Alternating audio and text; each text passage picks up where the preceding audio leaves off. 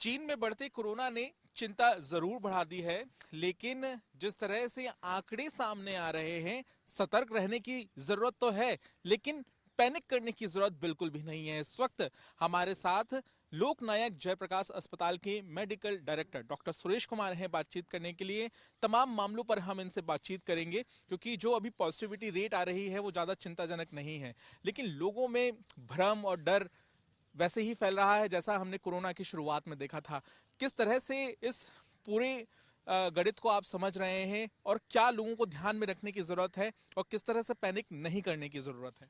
जैसा कि आपको पता है कि पॉजिटिविटी 0.14% के अराउंड है दिल्ली में। और हमने देखा है कि अभी चाइना में, साउथ कोरिया में, जापान में और थाईलैंड में काफ़ी केसेस कोरोना के आ रहे हैं। तो हमें अफवाहों पर ध्यान नहीं देना चाहिए, हमें पैनिक होने की आवश्यकता नहीं है, क्योंकि दिल्ली में तो अभी एक भी मामला सामने नहीं आया है। पिछले 3 हफ्ता से लोकनायक में एक भी पेशेंट एडमिट नहीं है। अच्छा, अस्पताल में एक भी मरीज भर्ती नहीं हुआ पिछले तीन हफ्ते तीन से? हफ्ते से एक भी पेशेंट हमारे यहाँ एडमिट नहीं है। पर निश्चित रूप से हमें तैयार रहना चाहिए, हमें कोविड के जो गाइडलाइंस हैं, प्रोटोकॉल्स हैं, उनका पालन करना चाहिए।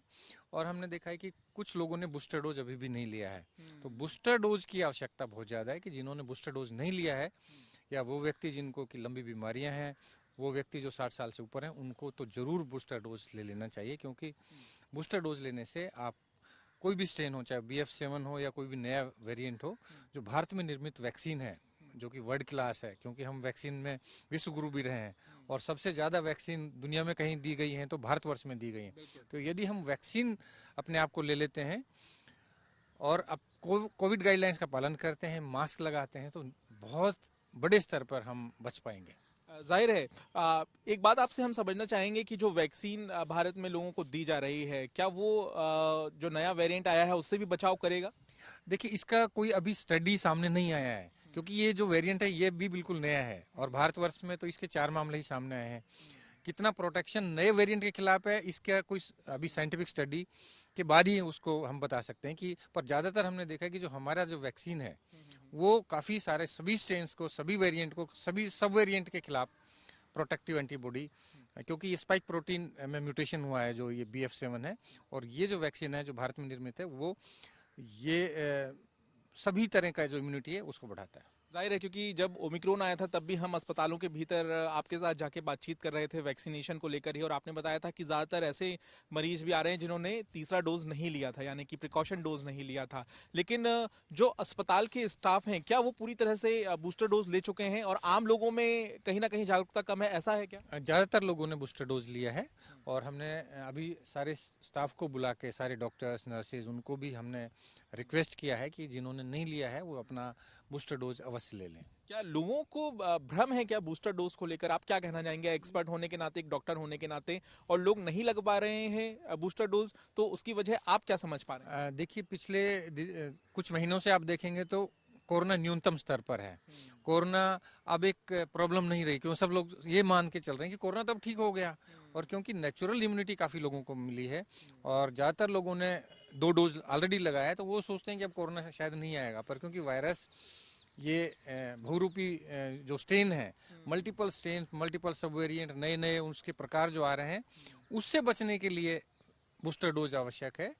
तो ये जब भी कोरोना का खतरा जब बढ़ता है, जैसे पहले हमारे पास कम लोग आ रहे थे वैक्सीन, अभी पिछले 2 दिन से जैसे ही पता चला है कि चाइना में और दूसरे कंट्रीज में काफ़ी केसेस बढ़े हैं, तब अब ज़्यादा व्यक्ति हमारे पास वैक्सीन के लिए आ रहे हैं। सर, तो सवाल मेरा ये है कि क्या तैयारी है आपके यहाँ वैक्सीनेशन को लेकर, और जो आप ये बात बता रहे हैं कि पिछले 1-2 दिनों में लोगों की संख्या बढ़ी है वैक्सीन लगवाने वालों की, बूस्टर डोज लगवाने वालों की, तो आंकड़ा क्या है और आपकी तैयारी क्या है? हाँ, हमारे पास पूरा तैयारी है वैक्सीनेशन के लिए। और इसके साथ साथ अभी मॉक ड्रिल है ट्यूसडे को, उसका भी हम तैयारी कर रहे हैं। तो हमारा जो सारा स्टॉक है, जो मेडिसिन है उनका, वेंटिलेटर्स का, बाईपैप का, ऑक्सीजन सप्लाई चेन का, वो सारा स्टॉक और सारी ट्रेनिंग जो स्टाफ का हम अभी करने जा रहे हैं।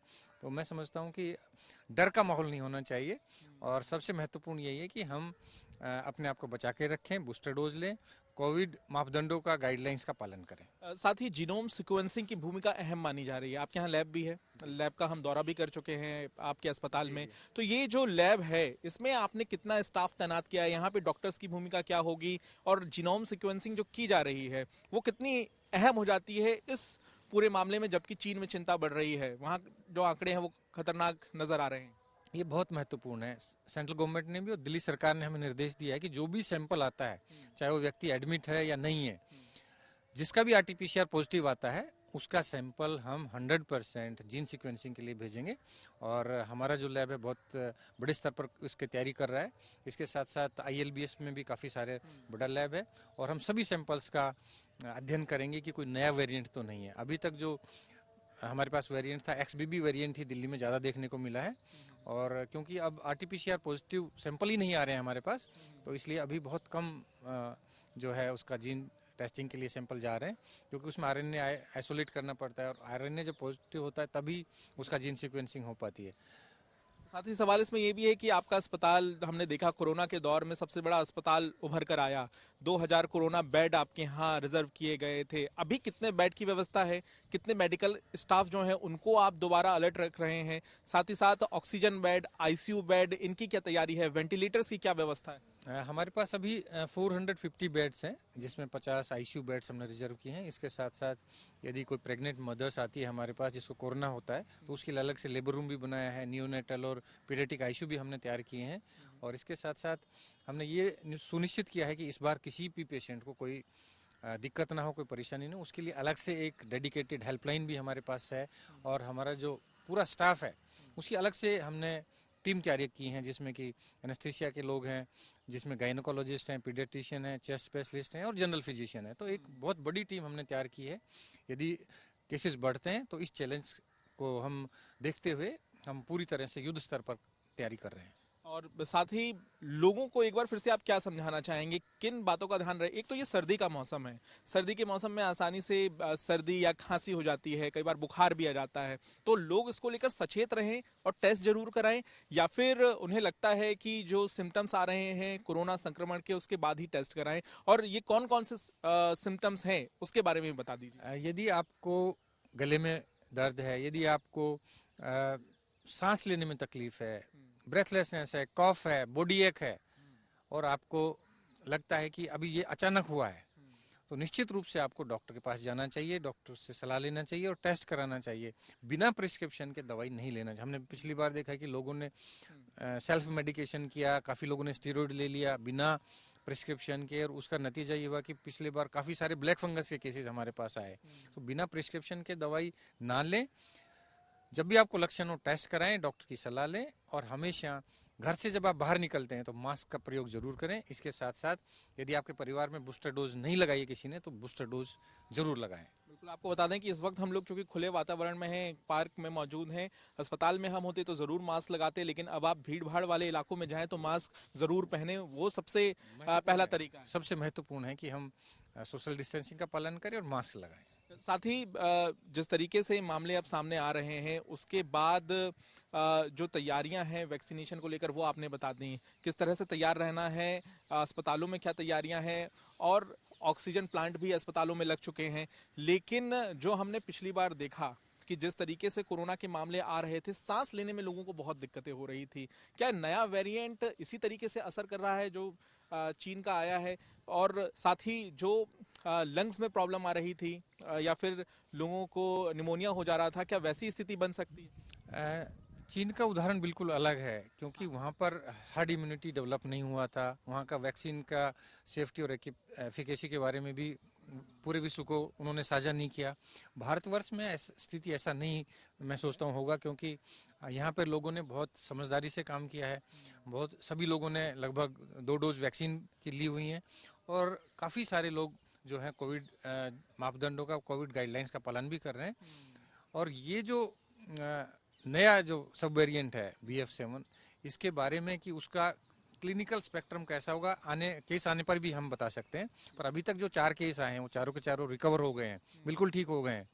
जो केस इंडिया में रिपोर्ट हुए हैं वो सारे रिकवर हो गए हैं। साथ ही आपने कहा कि पिछले 1 हफ्ते में एक भी केस आपके पास नहीं आया, और क्या मरीज जो सस्पेक्टेड थे वो आपके पास आए, या फिर आपके यहाँ लोग टेस्ट कराने के लिए आए, उनमें से कोई सस्पेक्टेड मरीज थे, या फिर हालात जो अस्पताल में है वो अभी अच्छे हैं? देखिए, काफ़ी सारे जो पेशेंट हैं जिनको कि सर्दी की वजह से गला खराब है, जिनको COPD है, रेस्पिरेटरी प्रॉब्लम्स हैं, TB के पेशेंट हैं, उनका हम खुद ही ये टेस्ट करते हैं, क्योंकि हमारा तो 24/7 टेस्टिंग होती है यहाँ पर। और ओपीडीज में जो लगता है कि इसको सिम्टम्स हैं, रेस्पिरेटरी सिम्टम्स हैं, खांसी है, ब्रेथलेसनेस है और फीवर है, तो उनका हम टेस्ट कराते हैं। रैट टेस्टिंग भी हो रहा है हमारे यहाँ पे और आरटीपीसीआर भी हो रहा है, पर जो भी हम सैंपल करा रहे हैं सब नेगेटिव आ रहे हैं अभी तक।